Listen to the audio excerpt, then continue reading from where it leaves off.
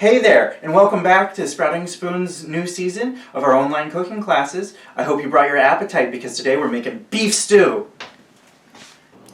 For today's class, we're going to need about half a pound of cubed stewing beef, 3 cups of beef stock, a couple tablespoons of flour, maybe 2 or so, 2 tablespoons of tomato paste, an onion, half of a turnip, 1 stalk of celery, 3 cloves of garlic, a carrot, don't forget your little bay leaf over here, a parsnip, half a sweet potato, and a couple tablespoons of oil. So for our onion, we're going to cut off the root end and the stem end, and then slice our onion in half.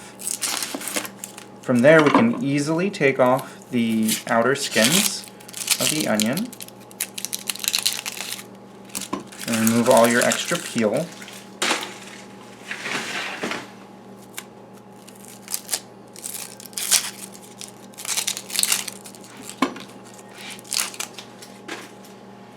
And for this we can leave the onion fairly large, so what we're going to do is just slice in half and then give us nice about ½ pieces or so. Do it the same to the other side.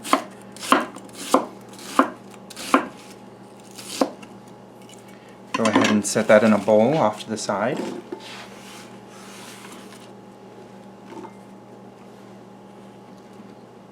And then we have our celery. We're going to take and cut the celery lengthwise in half and quarter it. And then we're just going to cut that decently small.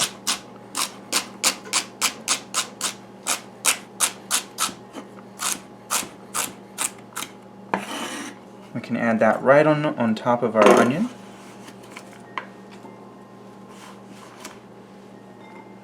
And then bring in our garlic. To get the papers off, we're going to just put our knife right on top and smash it down with a little bit of gentle pressure.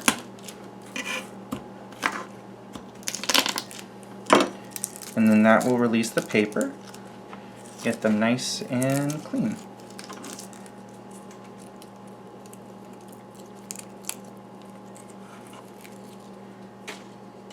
Once the paper's off, we're just going to give them a rough chop. We don't want any big pieces like that right in there. We're just going to chop it up a little bit the other way. And we can go ahead and put that in with our onion as well. So the most important part of a very tasty beef stew is to have nice and caramelized meat. You're going to be able to achieve that by taking your pieces of meat and gently dabbing them on a paper towel, like so. And that'll just dry off any extra moisture and allow your beef to brown very nicely. And while that happens, you can heat up your pan over medium-high heat and add just a couple tablespoons of oil. Just really needing to coat the bottom. And then as the meat gets nice and dry and meets the hot pan, it'll sear really nicely and get nice and deep brown. The darker the brown, usually the more flavor you're going to have, and that's what we're after, because we're all about building the flavors with this. So once your pan is nice and hot and your beef has been patted dry, you're going to add about half of the pieces into the pan so that you don't overcrowd them. The more pieces you add into the pan, the more steam is going to stay in there, and the less chance of getting that nice deep brown color and flavor you're going to have.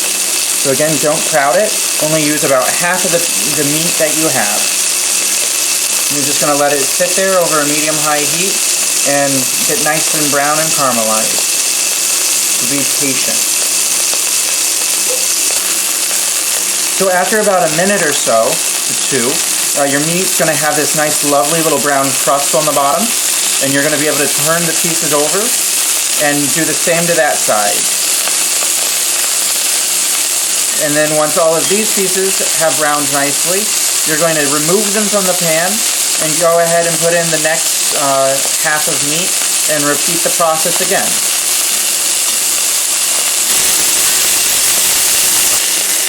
So once the pieces are nice and brown, you're going to remove them from the pan. You'll notice that we have this nice brown crust forming on the bottom. That's all the extra little proteins and juices that have caramelized from the pan. Those are going to have a lot of flavor, so we want to keep those in there. And to all that flavor, we're going to add our onions, celery, and garlic, and we're going to let that cook and brown a little bit. This is all about building up our base flavors. So you want to kind of scratch at the bottom with a nice wooden spoon or something that's not going to hurt the bottom of your pan. And as the onions and celery release their moisture, they're going to pull up a little bit extra of that browning. So after your onions have started to soften a lot and taken on a little bit of color, you're going to add about 2 tablespoons or so of tomato paste, which will just add a lot more richness. And then you're going to add about a tablespoon or 2 of flour to the pan. It just depends on how thick you like to have your beef stew. Obviously more will make it thicker. We're just going to stir that in and let that tomato paste brown just a little bit.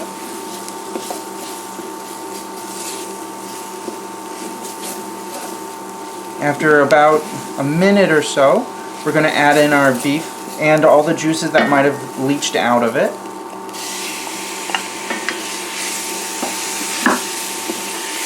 Let that stir together for a second. And then we'll add in our beef stock and our bay leaf.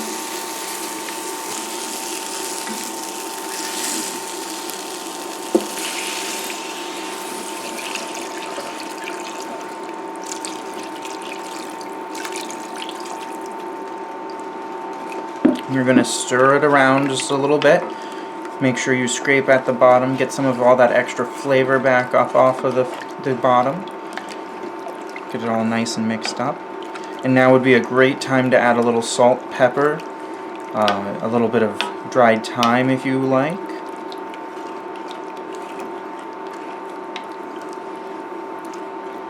And then it's going to get a lid and go in the oven for about an hour and a half. So while our beef is in the oven, cooking at 325 degrees, we're going to go ahead and chop up all of our vegetables that we will later add in so they don't get too mushy. So we have half a turnip, 1 carrot, a parsnip, which is like a spicy carrot, and half a sweet potato. So for all of our vegetables, we're going to want to take a peeler and just come in and peel them real quick.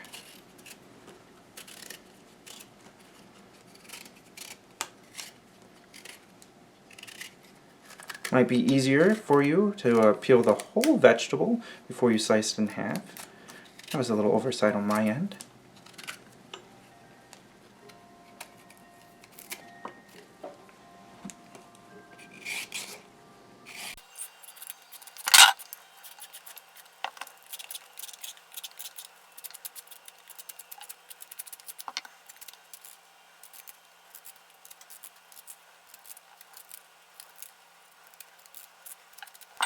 All your vegetable scraps real quick. You can save those for later in a beef or chicken stock, or even a vegetable stock would be fine. Adds lots of flavor. From there, we'll start with our carrots and our turnips. We're just going to cut off the top and bottom a little bit. And then I like nice big pieces, so we're going to leave them a little bit larger. We're going to do a nice little slice there. And keep turning our carrot about halfway over each time, so we get these nice even-sized pieces. And we're going to change the angle of the blade a little bit to keep the sizes all about the same, so that they will cook pretty evenly when we put them back in our pan later. Nice in half, nice big chunky pieces. We'll do the same exact thing with our parsnip.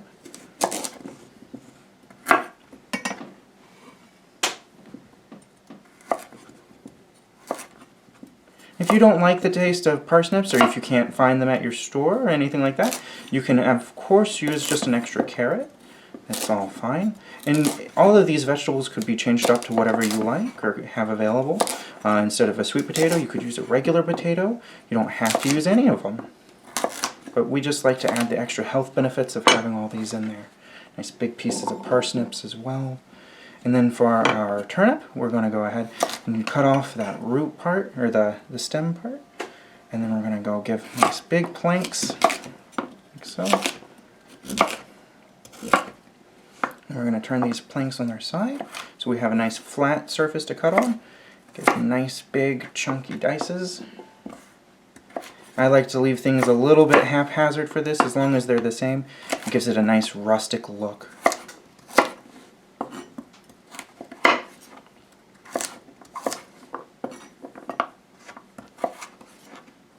But the key is to have everything roughly the same size in general, even if they don't look exactly the same. That's just going to help them cook evenly. And then we're going to do the same thing we did to the turnip with the sweet potato, where we just make nice large planks by keeping our flat surfaces down, and that adds extra safety. Nice big dices.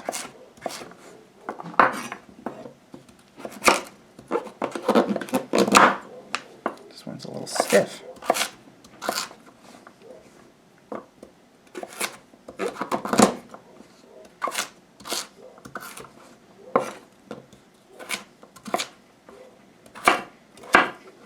And then when our beef is all tender, or pretty close to being tender, we can add these in and they'll retain all their shape and a lot of their texture without becoming too mushy. So we'll see you back in a little bit. So after about half an hour or so in the oven, again, our vegetables should be nice and soft, but still have pretty good texture.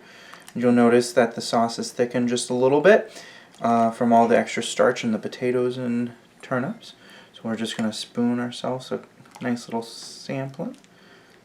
You might want to taste it, make sure it doesn't need any salt or pepper at this point.